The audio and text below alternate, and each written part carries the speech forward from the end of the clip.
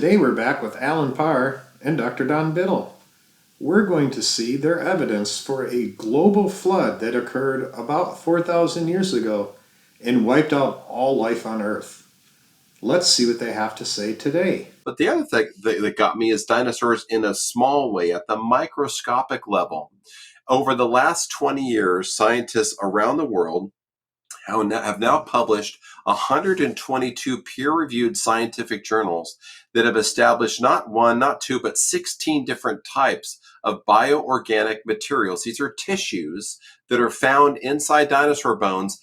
Yes, and the scientist that discovered the red blood cells is a born-again, evolution-affirming Christian. She is adamant that this is not evidence for young Earth creation, and she's very upset that people like you hijack her research to make these claims. That still stretch and still rebound, and they come back. And some of these types of tissues, like collagen, have produced what is now an ironclad case for creation, an ironclad case for a recent destruction of the Earth. Well, young Earth creationists are the only ones that are making this claim. Real scientists don't. If dinosaurs really did die out only around 4,000 years ago, every single one we dig up should be showing this, but it's only a couple. The collagen, the scientists are saying it shouldn't be in these dinosaur bones. The collagen decays. Some say it's got a maximum shelf life of maybe 10,000 years. Some people stretch it up to 100,000 years. Which is why scientists are investigating and trying to form new theories, while young Earth creation decided the Earth was 6,000 years old first, and are now searching for evidence to support their conclusion.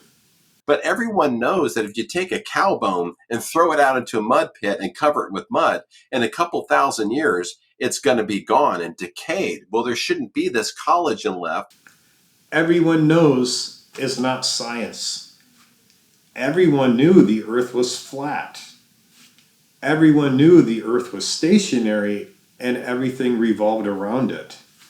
And everybody knew the universe was static and unchanging. Because bones are made up of an infusion, a matrix of what's called hydroxyapatite, which is the hard bone mineral, and collagen, which is the fiber. When you blend these two things together, it makes bones both hard and flexible. Well, this stuff is still inside dinosaur bones when they come out, cut them open and look inside. So it shouldn't be there if they're really millions of years old, but they're not. They're recently buried in the flood. One Google search later, and we have an article from a Christian organization that explains everything. Link in the description. But basically, the lack of water and oxygen does not allow bacteria to grow to break down these things. And also, the way that they're made helps keep things from breaking down. So that's some of the, right off the top of the shelf, the things we're going to be covering in this movie. And the cat's out of the bag. It's an ironclad, case-closed evidence for Noah's flood that happened recently. Our survey said... Exactly, brother. You've got it perfectly right. And the other thing to consider is that these paleontologists that are cracking open these bones now that are found in Montana, they say these bones have the stench of death to them. So a scientist making an observation about a smell proves the Earth is young? I'm sorry, you're going to have to do much better than that one. Now, come on. How's a 65 million year old rock going to have the stench of death to it? Thanks for finally saying something that's the truth. Dinosaur bones are 65 million years old, or more. And it's funny that you should mention cartilage, because I mentioned that there are 16 different types of bioorganic materials. Well, the last two that they discovered were cartilage and nerve cells. Cool. Go science. And everyone knows you stick your knee cartilage out inside of in a creek bed and bury it up with mud, it should be gone. Again, everyone knows it's not science. Science assumes they're wrong, and then gathers evidence to try to prove that claim false. Finding dinosaur cartilage, and that's because Noah's flood was so big and so extreme, it created a geochemical soup. I can't wait for the peer-reviewed scientific paper that he authored to be revealed later. and buried these creatures quickly and rapidly, and then sealed them up and encapsulated in mud, like a muddy capsule where it sealed out the oxygen. So it's amazing, anyhow, that they would last for 4,500 years. But that's how old these bones are, just about 4,500 years old. Well, it doesn't take a global flood to encapsulate bones in mud, and there's zero evidence that they're only 4,500 years old. You did not come to this conclusion from evidence. You came to this conclusion by reading the Bible out of its historical and cultural context. Please do not listen to this man and assume this is how all Christians approach science. This is how a select few narrow-minded Christians approach science.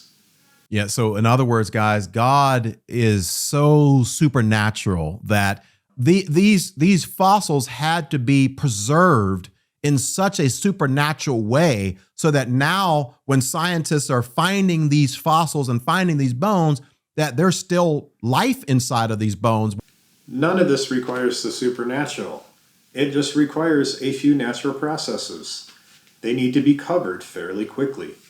They need to be deprived of oxygen so bacteria do not grow inside them. This occurs by being buried in mud, which naturally occurs if there's flooding or it rains a lot. Allan Parr has a degree in theology, which is also a non-scientific degree. It will be interesting to see by the end of the video which one of these two people has the least understanding of science and how it works. Is God's way of kind of basically leaving us proof within the earth that this event did happen. Now, I'm still waiting for that proof, considering all of the cultures that existed uninterrupted before and after the flood, the 80,000-year-old ice cores and such. Or did God put that there to test our faith? Since I follow evidence, I will give you and any young earth creationist watching this video a challenge. If you can show me never before discovered or claimed evidence that 100% concretely proves a global flood, I will take under consideration that I am wrong and I will investigate that evidence. Thank you once again for joining me here at Real Life Struggles and going on our journey. If you do like the video, it would be great if you could like and share.